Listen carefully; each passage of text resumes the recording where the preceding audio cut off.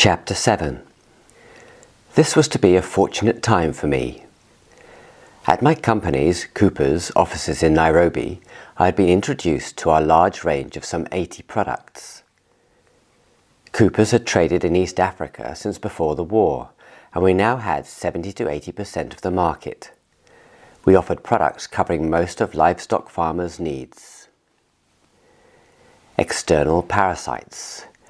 Dips and sprays manufactured in the African Explosives and Chemicals Industry AE and CI factory in Nairobi.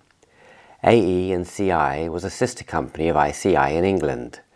Typically, cattle had to be dipped or sprayed weekly to break the tick life cycle and so control tick-transmitted diseases.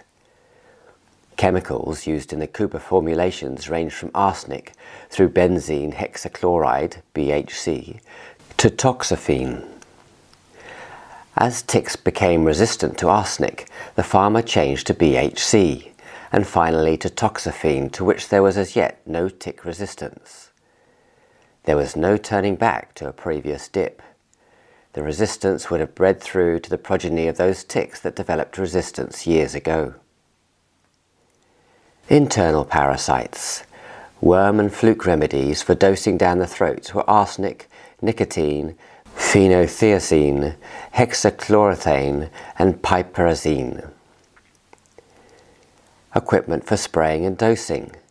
Spraying equipment ranged from spray races through which cattle would be herded in single file down to spray pumps for individual animal treatment. Dosing equipment consisted of dosing guns for propelling a measured dose of wormer or fluke remedy down the animal's throat. Mineral feed supplements. To get best production from livestock, deficiencies of salt, calcium, phosphorus, and trace elements such as copper and cobalt needed to be made good. In particular, dairy cattle and laying chicken, through their production of milk and eggs, lost minerals from their bodies that needed to be replaced. Domestic products. Dog washes and wormers and fly killer aerosols and spray liquids based on synergized pyrethrum formulations unique to Cooper's. I had spent a week in the field learning the ropes with Malcolm, the senior field rep. Malcolm was a laid-back, soft-spoken salesman whose father had been company secretary in the UK. He taught me about the practical application of the products in the field, correct bookwork, and weekly report writing to HQ. At HQ, the technical advisor was Hugh Wallace, an enthusiastic veterinarian from South Africa of Scottish ancestry. He spent some days ensuring I was technically sound regarding some of the claims I would be making on behalf of the products. Hugh had many entertaining stories of veterinary practice in South Africa. He claimed it was not uncommon to have to talk to the back of the head of a farmer there, who would be hardening his neck muscles against a gatepost for his next rugby match. Sharing a house with Sid, a fully trained and highly professional sales rep, I would be able to learn the best techniques used in this highly competitive oil market. Sid took me out one day in his Holden estate car visiting farmers. Before each call, he drew up on the road outside the farm and read over his past notes on the customer. These included not only items such as previous purchases and observations, they contained also personal details such as the names of wife and children, dogs, the parrot, any illnesses, school exams, holidays. You see, Ozzy, when I surprise and please them by knowing all these details, I develop rapport. That's what you've got to get, rapport. Use eye contact when you shake hands. Demonstrate that you are sincerely interested in them, which you are because you want them to buy your products rather than those of the other bastards, yes? Life can be pretty lonely for some of these people, and they may not see another rep for weeks, so they want to see you as a friend, someone they can rely on. And while you are with them, they want to draw out of you all that they can that will be of value to them. By the way, on a call to a farmer you haven't met before, don't say you're from Cooper, McDougall and Robertson. That'll frighten him to death. He'll think you're a lawyer or an accountant or something. Say you're from Cooper Dips. He'll understand that. My sales territory was roughly 100 miles square, of which only 40 miles of road from Naivasha to Nakuru were tarred. All the other roads, at best, were surfaced with Murram soil, graded, skimmed by the PWD graders from time to time to remove the ridges. Dusty when dry, slippery when wet, full of potholes a lot of the time, a maximum of 50 miles per hour was possible, and the farm tracks were often much worse than the roads. Investigating the extremities of my territory, I explored north to Isiolo and Archer's Post. Somewhere up there I drove with astonishment to a hut that proudly proclaimed with a sign over its door that it was the Royal Wajir Yacht Club. The few ranches there were vast, with no surface water for hundreds of miles. Club membership could have been no more than 13, one of whom turned out to be Pam, a girl from the fringe of my school holiday teenage gang in Twickenham, circa 1947 to 48. In those days she had been a hairdresser's assistant. Now she had the graces of another life. She had married a young army officer who had fallen in love with Kenya and left his military career for a solitary life. I read later that he was being sued for shooting someone's tame eland, and wondered what he had shot during his army life. They seemed to be perfectly happy in their barren, isolated environment. In my first year with Coopers, I travelled 36,000 miles. My VW Beetle was ideal for the conditions. It was rear-engined and therefore light in front to receive pothole impact, had an air-cooled engine and so no water leakage from punctured radiator, and had no prominent oil sump underneath to catch on boulders. The only repairs it needed in that year were new shock absorbers. It was common for people to paint the roofs of their cars white to reflect the heat of the sun. Right or wrong, I never bothered to do this. Heat never seemed to bother me that much. My job was to make sure the farmers were aware of all Cooper products and their benefits, so that when next in town, the farmers would buy them from the Kenya Farmers Association, the KFA. The KFA was the farmers' cooperative and Cooper's exclusive distributor.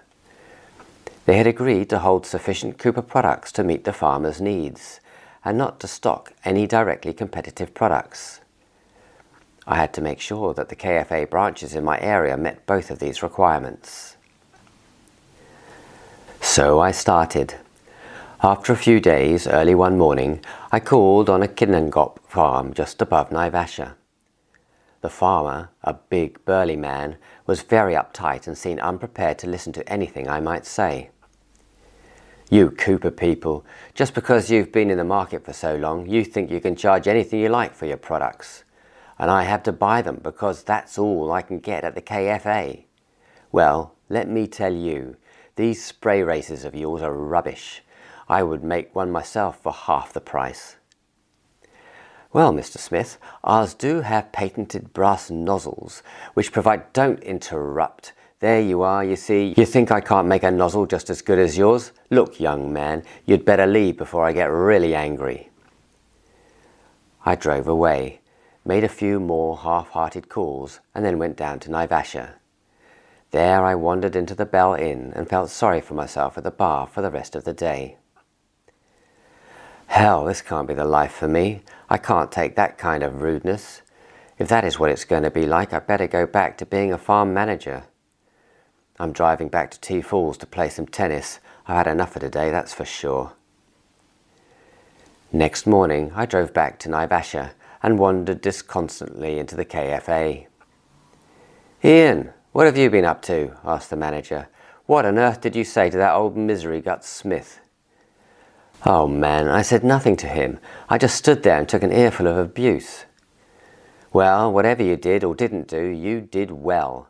Yesterday afternoon he walked in here and ordered one of your spray races. He never spends a shilling if he can help it. I nearly fell off my chair. Well done, lad." While I still held to my dream of, one day, having my own farm, I luxuriated in the freedom of being a rep. It was up to me, as I thought best, to plan for the development of sales in my territory. This entailed calling on farms ranging from small mixed farms to vast sheep and cattle ranches. I had to ensure the KFA branches provided relevant stockist service. This meant I became involved in product training of their counter staff. The few private veterinarians, such as John Berger and his wife at Narumoru, I called on to keep in touch with relevant Cooper product developments. Quickly I became confident of my abilities. Competitiveness was in my nature, and I enjoyed putting my brain to the challenge. I had always been able to use a typewriter, and so I was able to follow type-up letters to customers. My weekly reports to HQ earned me fulsome compliments. So it became apparent my enthusiasm for commercial work was not shared by my sales manager. It seemed that he had only taken his Cooper job because his Gilgil farm was not doing too well. One day he came to see me at Tea Falls. We were standing outside the KFA, looking at the Cooper display in the window. Suddenly he said, "Oh my God, here come some people I know from Gilgil. Quick, I'll look closely into the window while you shield me from their view, so they won't see me." So I did, and they didn't, and he was our sales manager, ashamed at having descended from farming into commerce. I found a love of Kenya stamped itself on all the Europeans who lived there. The men tended to be well above average physically, strong, resilient and active. Somehow the wonderful climate, like a good English summer all year round, with clear high-altitude air and large views, raised the appetite for life. People tended to move more expansively than they would have done elsewhere. Recently I'd been invited to a party at Old Kaloo where, in the gloom, we had played hockey polo on bicycles. Typically, nobody had a lot of money, and yet the standard of living was high. The Europeans were cash poor and land rich, quantity rather than value. Food and drink were mainly produced locally and therefore were cheap. Low-cost materials and labour meant that most people could build a bungalow or even a house. All had low-cost servants who cooked, washed up, cleaned boots and shoes and floors and furniture, cut the lawn and weeded the flower beds, poured out tea, coffee and drinks. The settlers were intensely loyal to the United Kingdom. One day at the Nanyuki Club, I was preparing to watch a film. We stood to the national anthem. Glancing to my side, I was astonished to see tears of emotion running down the face of my neighbour, a young farmer. Did the UK deserve this love and admiration? I pondered. Farmers were in physical danger from remnants of Mau Mau gangs, and so all carried sidearms. Those in more secluded areas had armed guards who travelled with them. There was always the risk of malaria, viruses, sundry tick-borne diseases, hepatitis, leeches, jiggers, worms that burrowed into feet, bilharzia, deadly waterborne parasite, liver fluke, etc. Insecurity was with them always. Regarding their future, increasingly they found themselves able to believe neither the British government nor some of their own settler leaders. Meantime, they lived for the day, playing sports, drank, raced horses, saw a film once a week at the club. Some talked of emigrating, and still young farmer immigrants were arriving from the UK with wives and children, settling in and clearing new farms. 3 of them settled into the Marmonet Forest near Joycey, 15 miles north of Tea Falls. A year later, one of these, Jim Thompson, was hit over the head with a panga by a disaffected farm employee. Jim became a vegetable. Alf McIntyre, although he was a qualified surveyor and could earn a good living in Nairobi, thought it his duty to help his parents develop their farm. He moved in with his beautiful wife Liliana, and in a year he had transformed the Shamba from its down-at-heels neglected look into a thriving, bustling operation with real potential. However, it had all been achieved with increasing acrimony between Alf and his father Len. Alf had new ideas he wanted to implement. Len resented them. Perhaps he thought them too expensive. A psychologist might have called it a leadership battle. Finally, their relationship broke down in a storm of anger. Liliana returned to her family in Nairobi, and Alf asked me to help him move out his belongings. His mother, younger brother, and Lucy hid themselves away, while Len sat on the front veranda and watched his elder son piling his goods onto a truck, moving out. It was an experience I would never forget. Len's hurt was in his eyes. The pain of parting from his firstborn, the eldest of his 3 children, was inexpressible. He sat there silent, smouldering. He couldn't say anything to prevent the break. It was over.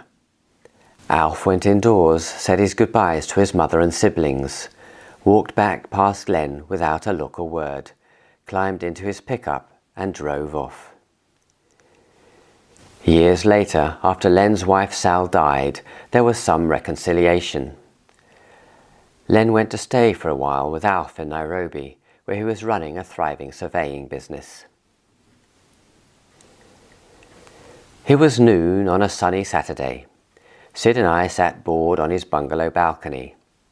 Our companies paid our club subscriptions, and we were looking forward to playing cricket that afternoon. I could still catch adequately one-handed in the deep. As batsman, I could prop up one end. We'd started on the Tusker Lager, and Sid put on a Mario Lanza record. The music wafted its way down the garden path to the gate in the front hedge. There were 2 garages in T Falls. That owned by Frank Engelbrecht employed an Italian, Adriano, as his senior mechanic. Adriano was a dream of a man with an amiable grin who had raced motorcycles in his youth in Italy. An accident had ended that career and left him with a rigid neck. His morning work over, he scuffed his way up the dusty road back towards his wife and bambinos. As he started to pass our gate, the music hit him. He was like a man transfixed, entranced. He just could not move on. We watched him turn round and round at the side of the road, drinking in the heavenly sound. The record finished, and with it his little bit of heaven. He resumed his trudge home. It had made his weekend. Sid's family arrived, and I moved out to Barry's hotel, where I parked my Citroen and the company Beetle. The second garage in T Falls had been taken over by the Tremaine family from Surrey. They obtained the VW agency and were immediately invited by VW to select from half a dozen CVs with photographs a mechanic who would be sent out on contract from West Germany to work for them. Hans arrived in a swirl of Germanic confidence and energy, spanners protruding from every dungaree pocket. He was all over and under every car that came in for service or repair. The African garage hands were astonished. They had never seen a European work like that before. In fact, they had never seen anyone work like that before. Hans and VW set new standards for car service in the region. "Ian!" It was Joycey speaking on behalf of her relations, the Campbell Clauses, who owned a modest farm 5 miles out of T Falls on the Sabukia Road. "Bill and Margaret Claus have a Jane Atkinson coming out from England any day now to help look after and hopefully civilise their 3 boys. There's a dance at the club on Saturday the 10th of May. If you're not otherwise engaged, they would like you to be her escort for the evening." So it was that within 5 months of the clap of thunder, I started a new career that would last 19 years, and I met the girl I was to marry. Jane was barely over 5 foot 2 inches in height, well built, curvaceous in all the right places, with fair hair cut at a fringe. At our first meeting, it seemed to me her most extraordinary feature was her grey-blue eyes, which would sparkle when she was happy. I was enthralled to be with someone who could literally have stars in her eyes. As far as Jane was concerned, she saw her Kenya employment as a stopover, on the way to visiting relations in New Zealand. She was softly and carefully spoken. Where a local European might comment that something was bloody awful, she would say it was ghastly, beastly, or horrid. She had about her an aura of quiet confidence. Aged 23, a debutante, she was a qualified nurse. Her father had been the youngest captain in the Navy. He had been killed in Singapore in 1942. She had relations in Kitale and an aunt in Tanganyika, all of whom she planned to visit. Her uncle was J.C. Carruthers, who, 3 years before, had written Psychology of Mau Mau. We started going out together. I would collect Jane from the Clauses' house, and we would go to the club or the hotel. Returning late one night, we saw a leopard in our headlights on the Clauses' farm, which is why farmers can't leave their dogs on guard outside the houses at night, I reminded myself. Leopards love to eat dogs. Another night, I was reclining with Jane on the sofa at the Clauses' house as we babysat the children. I piled the logs onto the open fire, and we were nice and warm. We heard the Clauses' Peugeot pull up, and the next moment there was feverish activity as Margaret and Bill rushed in. The chimney was on fire. It was belching forth flames and sparks. We stopped the hearth draft with a blanket and poured water down the chimney. Eventually, with smouldering reluctance, the fire gave up. I came to the conclusion that I could not possibly be their favourite guest. We drove down to the coast. This safari would take, depending on the rain, 2.5 hours to Nairobi, then 7 to 10 hours to Mombasa, and a further hour up the coast to Malindi. There we stayed at the Sinbad Hotel on the beach and watched the great Caruso in the hotel's open-air cinema under the stars. Next day we drove out west along the Galana River for a picnic lunch. "I had a wonderful relationship in England," she said defensively. "Oh, was his name Bill by any chance?" "Well, yes. How did you know?" "Oh, just a guess. Anyway, if it was so wonderful, why isn't he here with you now?" "I don't know," was the simple reply. "It can't have been what I thought it was at the time. I think I've lost my faith in human nature." "Well, I'll have to see if I can restore it," said I. We lay on the river bank and dreamed the afternoon away. On our return to the Sinbad, the manager was not very impressed to hear of our excursion. "The river and the bank are alive with crocodiles. Didn't you see them?" he asked. We went goggling in the blue lagoon, and I marvelled again at the wonder of pushing off from the white sand with snorkel and flippers and losing oneself in a world of such beauty. I never tired of that feeling of freedom from earthly cares that goggling gave me. We water skied. Jane's snow skiing ability and lower level of gravity, I thought, meant that she found it quite easy. By contrast, I had a frustrating time, falling down within a few seconds of every start. We visited Turtle Bay and the ruins of Gedi. We took photos of the beautiful, quiet Indian Ocean. Jane had stars in her eyes. In the evening we played Scrabble, and our different characters showed up. It was not uncommon for me, in flamboyant fashion, to get a 50-point bonus early in the game. Then, inevitably, by the end of the game, with her precise play, Jane would have overhauled me. In Tifels, I was in the Amateur Dramatic Society, and our latest production went on tour. Jane and I loaded up the Citroën and set off in the early evening. The winding road up to the Kimengop was dark and the air foggy. By the time we approached the Kimengop, the Citroën's headlights were failing. No problem, we would carry on by torchlight.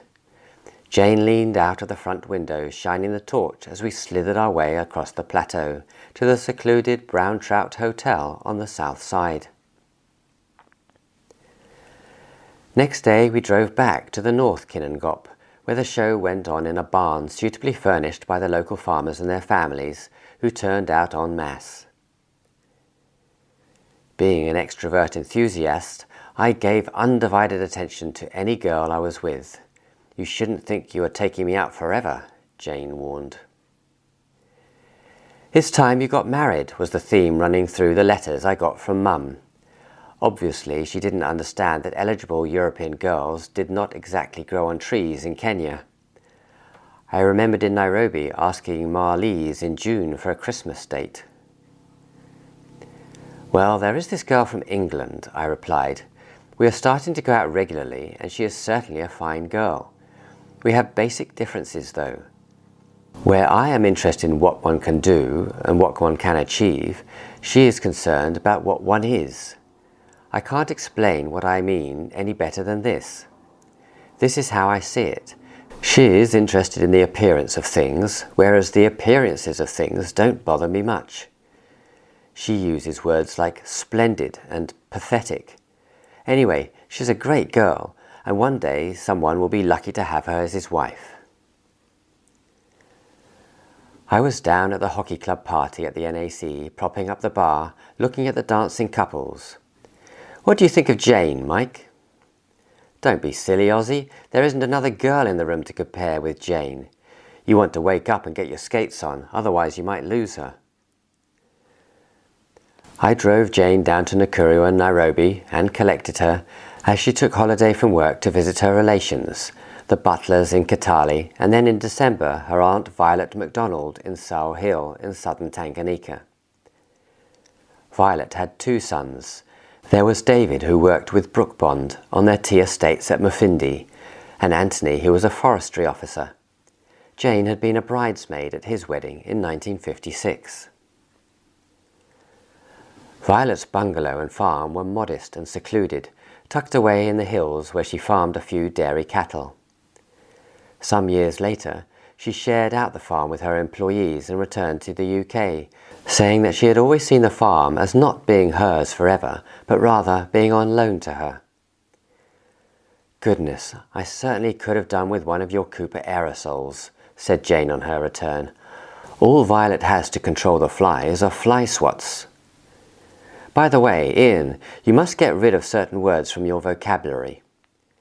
"I beg your pardon?" "You talk about a lounge when you should be saying sitting room, settee when you should say sofa, sweet when you should say pudding or dessert." "Ah, okay, I'll remember. And don't forget to wear a tie when we go out for a hotel for dinner." "Oh, come on, that's not too difficult. I always do that." "Oh, and when we go visiting, it is not good manners for us to arrive on the dot. It's best to arrive 5 to 10 minutes after the agreed time." "Oh, all right." I slipped down to Nairobi to review my situation regarding a past girlfriend. A large young man opened the door of her flat. I beat a hasty retreat. "Mr. Osborn, could I have a word, please? It seems to me that Coopers are going to do well here, and I would like to stock your products." I was at Kasuku, meaning parrot in Swahili. Kasuku was a nickname. Few people knew his real name, and I never heard anyone use it. He was the Indian owner of the chain of general stores in Tea Falls, Old Joro Orok and Old Kalu, trading under the name of K.V. Unia. Africans often use Swahili nicknames for Asians and Europeans. A farmer in Old Joro Orok, John Armitage, was known as Bwana Kisu because he always had a knife hanging from his belt. Cooper's exclusive deal with the KFA was one-sided. I was allowed to stock other retailers, although their chances would be slim because the KFA was the farmers' cooperative. Kasuku believed he had sufficient loyal customers who would buy Cooper products from him. So started a valuable business relationship. Kasuku made sure that his invoices reflected the Cooper price list. Any loyalty dividends he paid to his customers were his affair. From my viewpoint, Kasuku's enrollment ensured that the retail area was sewn up, and any competitor would have a lot of trouble trying to get into this part of my territory. Jane and I made inexpert love wherever we met, in the car, in the long grass, in hotels. "Will you marry me?" I asked. "You must be joking," she replied. "Ian, what are your intentions regarding Jane?" It was Joycey. "Because I know of at least one man who would be only too pleased for the opportunity to try his luck. You seem to be dallying with her." "No, Joycey, you don't understand. I am keen, but she is doubtful that she wants to live in Kenya. She talks of moving on to see her relations in New Zealand." "Well, all right, my boy, but you'd better start making your mind up," she replied dubiously. Bob Hammond, being a veterinarian, asked the same sort of question in a slightly different way. "Ian, my boy, are you making nesting noises by any chance?" At this time I was captain of tennis at the Tea Falls Club, so it was not difficult for me to arrange that Jane and I should be included in the side to play Mombasa Club. The courts were hard, and the reflection of the heat was intense. There were jugs of water by the net, and it seemed to me we drank a tumblerful every time we changed ends. It was nothing to travel long distances for sport, and one's hosts would make sure that the journey was worthwhile. Typically, a hockey weekend would consist of 2 matches on the Saturday afternoon, one between the men, followed by one between the ladies. Then there would be curry supper, drinks and dancing through the night, beds available in hosts' houses for those who wanted them. Then, on the Sunday morning, those who were up to it played a mixed match, followed by lunch and lager. After this, the visiting team would drive its unsteady way, individually or in convoy, back home, however far that happened to be, 50 to 500 miles.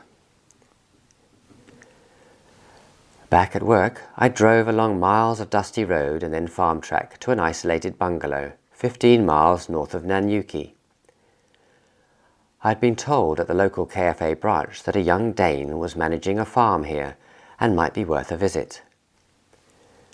The farm track ended in a loop around a small flower bed where I pulled up outside a bungalow. I got out, looked around, and bent back towards the car to get out my briefcase. I will never know how or why, but suddenly I knew there was a problem. I froze, and then slowly turned my head until I could see them. They moved slowly towards me. A German shepherd bitch flanked by her 3 adult sons.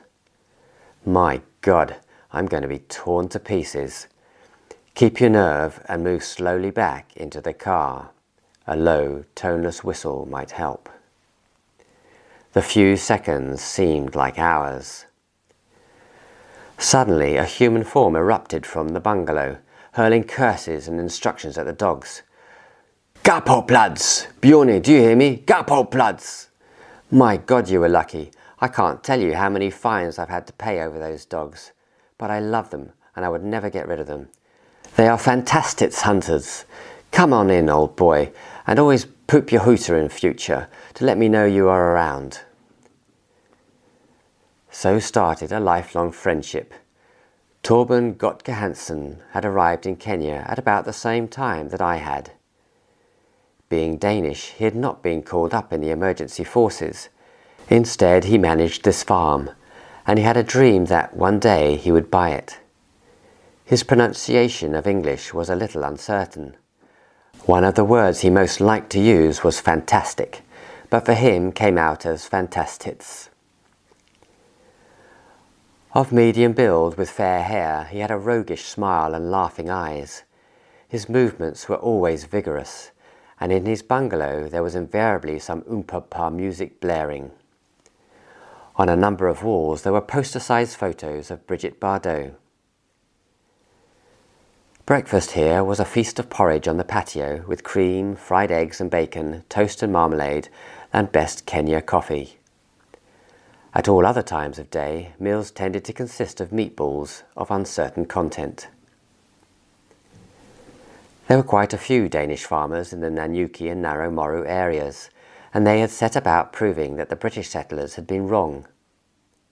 It was a good area for arable farming. Torben was growing wheat, where he had been assured it would not grow. Towards the slopes of Mount Kenya, Brow Cool was growing 2 crops a year, reaped by combine harvesters that appeared to neighbours to be working most of the year round.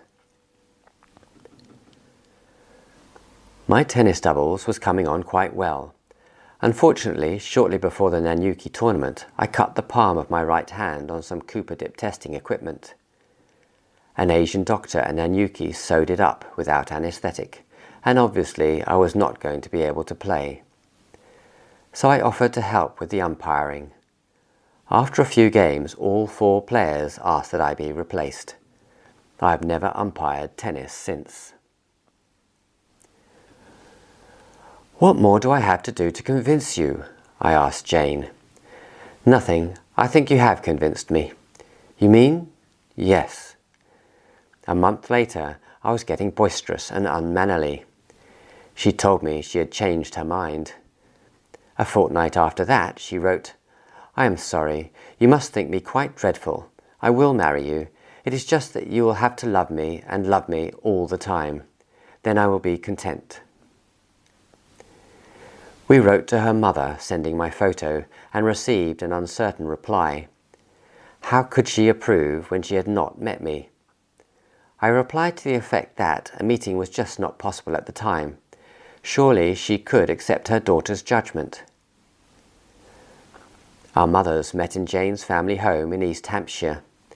Mum wrote, "She opened the discussion by asking, 'Tell me, does Ian have a good brain?' Well, how was I to answer that? She knows you didn't go to university, so what's she trying to say? That you're not good enough?" Jane's mother wrote, "Ian's mother looks a little like Aunt Peggy, but uses refreshing words such as super." Obviously, the meeting had not gone well. We started to feel the weight of our decision. I had been working for Cooper's for less than a year. My assets were virtually zero. At that time, I was allowed to use the company car and company business only. My Citroën was starting to be a financial liability. Jane was an SRN, but the nearest hospital for her to work in was down in the Rift Valley at Nakuru. "Why don't you talk to James Corbett?" suggested Joycey. "He has more land than he knows how to farm properly. He's a dear man. Perhaps you could live on his farm."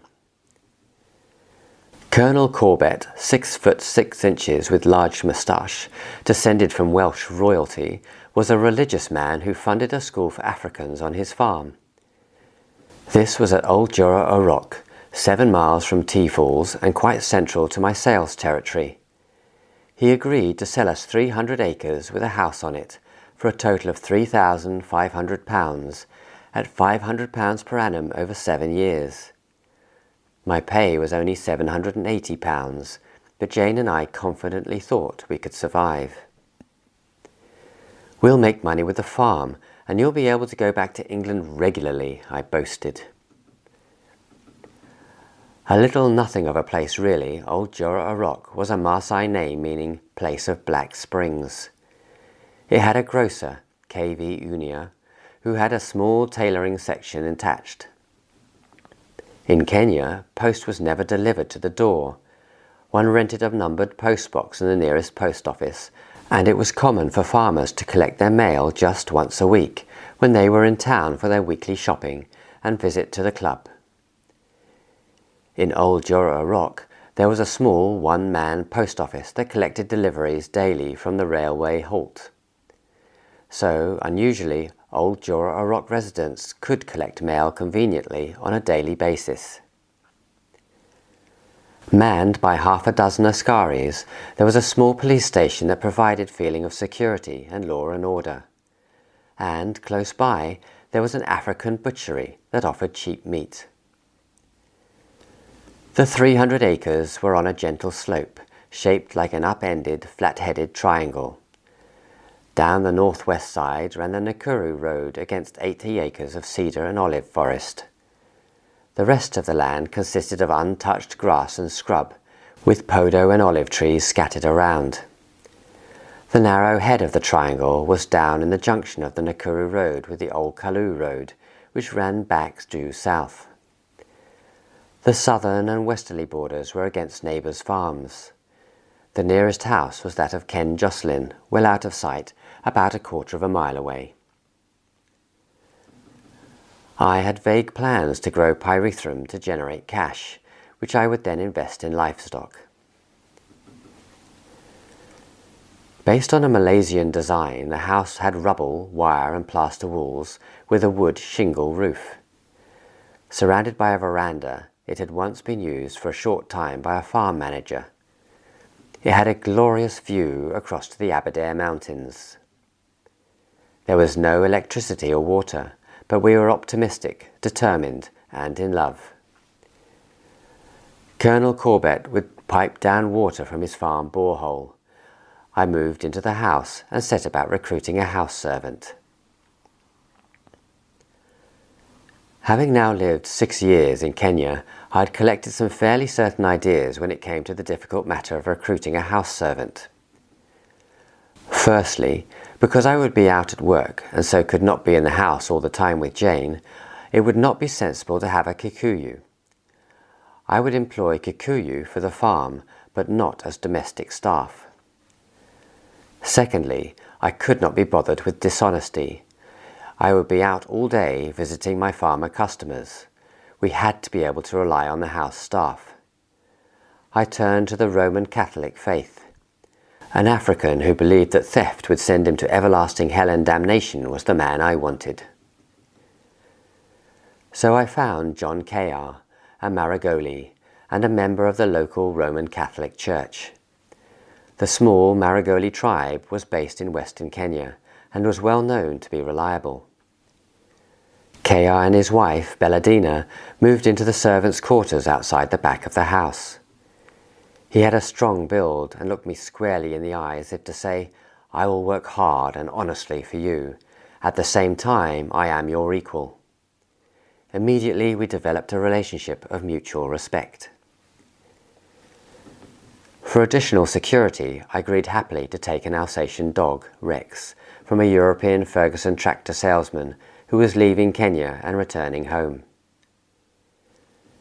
We bought a solitaire diamond ring in Nairobi and were formally engaged on St. Valentine's Day, the 14th of February 1958. Jane's mother wrote that she was not in favour of long engagements, so the wedding was planned for the 10th of May, exactly a year from the day when we had met. The banns were read in Westbourne Church, and in T-Falls details of our planned wedding were, as required, pinned to the DC's notice board. Jane gave in her notice to the Clauses, with whom she had developed a friendship that would last their lifetimes. The T-Falls European community had been interested and a little astonished to see how this carefully mannered English girl had started to tame the 3 Claus boys, who were well known to climb trees and hurl missiles at anyone who attempted to educate them. They were just wild colonial boys who loved their country and its open, unconstrained lifestyle. Life was physical on the family farm. The sun shone. They had a tennis court and, as like as not, their servants would connive in their misdeeds. They exulted in their free environment and had no real understanding or knowledge of the recent Mau Mau problems, nor why their parents still wore sidearms. The family's pets consisted of a number of slavering bulldogs and a black Scotty bitch puppy, Sandra. Jane moved out from the Clauses to stay with Les and Eileen Engelbrecht. Les, a forestry officer, was the younger brother of Toc, the nephew of Frank, the Ford garage proprietor in T-Falls. Les was slightly bothered. As a forestry officer, he was responsible for managing a number of forestry workers, including Kikuyu. The Mau Mau threat had receded, but there were still small gangs roaming the forest, and there were still rumours of oathing ceremonies taking place. An oath would require that a European be killed. Les had received a warning from his house servant that there were rumours of an impending incident. It was late in the evening. Eileen and Jane had gone to bed. Les sat facing the glass doors leading to the outside veranda.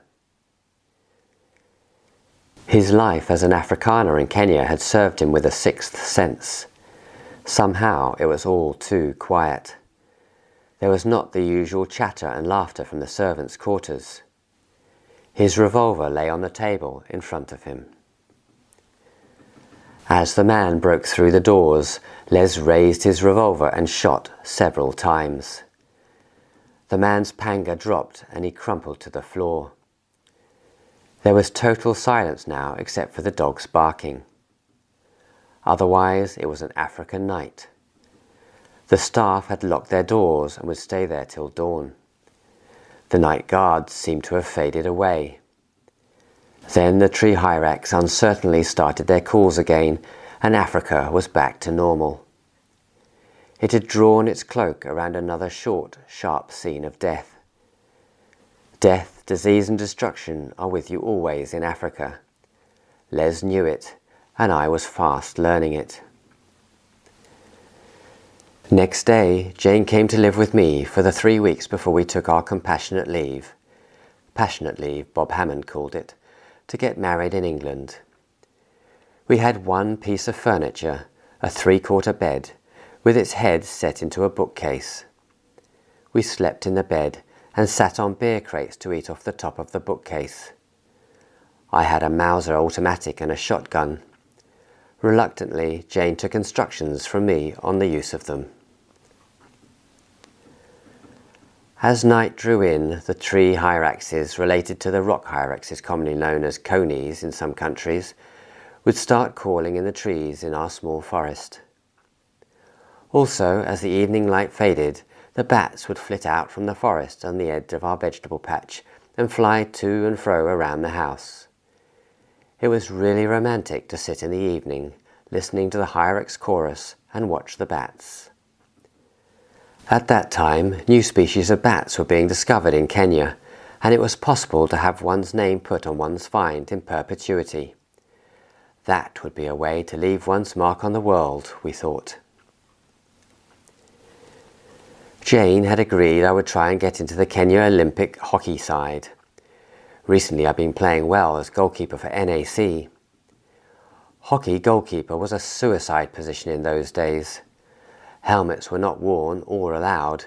Shots at goal, which had to be from inside the circle, could be raised to any height provided the umpire decided the ball was not deliberately sliced. At the European Hockey Festival in Nairobi, we won the Craig Cup final 2-1 against Impala, who had 3 Olympic players in their side. This was the replay of the match that had been rained off when we were losing 3-0. This time, Tony Eve, Mike Cook and the rest of the team planned with great care. The only goal Impala scored was a deflection. One shot, which obviously I was failing to save, had hit the crossbar. Another raised shot had come at my right hip. I stopped it with my hand, well gloved, dropped it vertically, required of any handled ball, onto my right leg pad and punted it, allowed in those days, out of touch somewhere near the halfway line. It had looked quite impressive. We looked around for a print to hang over the fireplace. In the East African Standard Shop in Nairobi, we found a print of a Cornish harbour, which was to stay over our hearth for 30 years. While in Nairobi, we went to the National Theatre to see Fiddler on the Roof. Back in Nanyuki, Torben was propping up the club bar, talking to a friend. "You know, she's a fantastic girl, that Jane of Ian's." "Well, yes, she's certainly classy," was the reply, "but she's a bit, well, laid back, don't you think?" "Laid back? What do you mean?" "Well, she seems to me the sort of girl who would need to have poetry read to her to get her in the mood." "What, really? Well, you may be right, but anyway, she looks a fantastic girl to me."